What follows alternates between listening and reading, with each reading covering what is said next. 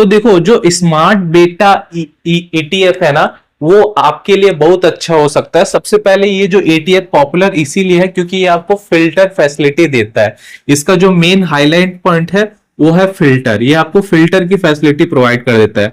अब filter that means क्या होता है कि अगर आप कोई एक, सपोज आप एक मिड कैप कंपनी के इंडेक्स फंड को ले रहे हो, आप मिड कैप कंपनी का ETF ले रहे हो, तो आपको पता है मिड कैप में 150 कंपनी है। आप ये नहीं बोल सकते कि मेरे को पूरी की पूरी 150 नहीं चाहिए, मेरे को भैया 20 ही चाहिए, या मेरे को 30 चाहिए, या मेरे को 50 ही चाहिए, ठीक है।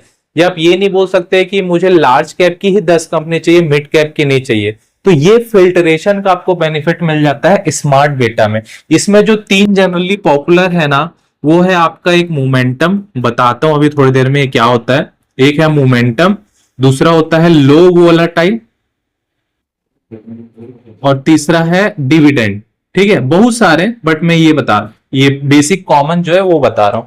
तो देखो ऐसा नहीं है कि स्मार्ट बेटा में आप फिल्टर लगा सकते हो, बाय डिफॉल्ट फिल्टर बना हुआ है, आप फिल्टर के अकॉर्डिंग सेलेक्ट करके ETF में इन्वेस्टमेंट कर सकते हो। और मैं फिर से बता रहा हूं, स्मार्ट बेटा थोड़ा सा सेफेट्स या आपके अकॉर्डिंग कन्वीनियंट ETF का फैसिलिटी दे रहा है, इसलिए पॉपुलर है। तो देखो सबसे पहले ये समझना मोमेंटम का मतलब क्या होता है। मोमेंटम का मतलब होता है जो भाग रही है, जो मतलब गिरती बहुत कम है लेकिन भाग या तो वहीं पे या तो भाग रही है, वो मोमेंटम में आएगी। जैसे कि निफ्टी 50 में इंडिया की टॉप 50 कंपनी लिस्टेड है, तो टॉप 50 में देखो जब निफ्टी 50 गिरता है ना, तो टॉप 50 कंपनी नहीं गिरती। हो सकता है उसमें से 10 कंपनी या 20 कंपनी गिर रही हो लेकिन 30 कंपनी भाग रही हो, ये सिनेरियो होता है, ठीक है। तो किसी भी इंडेक्स में तो मोमेंटम का मतलब क्या होगा कि अगर आप एक मिड कैप के ETF को ले रहे हो, तो हो सकता है उसमें से 150 में से 20 कंपनी ऐसी होगी जो एनी टाइम भागती है, तो आप उसको लो। आप बोलोगे नहीं मुझे वही 20 कंपनी चाहिए, तो आप उसी 20 को ले सकते हो, ठीक है। तो ये मोमेंटम क्या होता है आप समझ गए होगे। लो वोलाटाइल का मतलब होता है फ्लक्चुएशन। आप देखना अगर मार्केट ऊपर जाता है तो शेयर का प्राइस ऊपर जाता है, अगर मार्केट नीचे जाता है तो नीचे आता है, फिर ऊपर नीचे, ऐसा शेयर मार्केट ग्राफ में वोलाटाइल होता है। तो लो वोलाटाइल का मतलब सेफेस्ट जोन।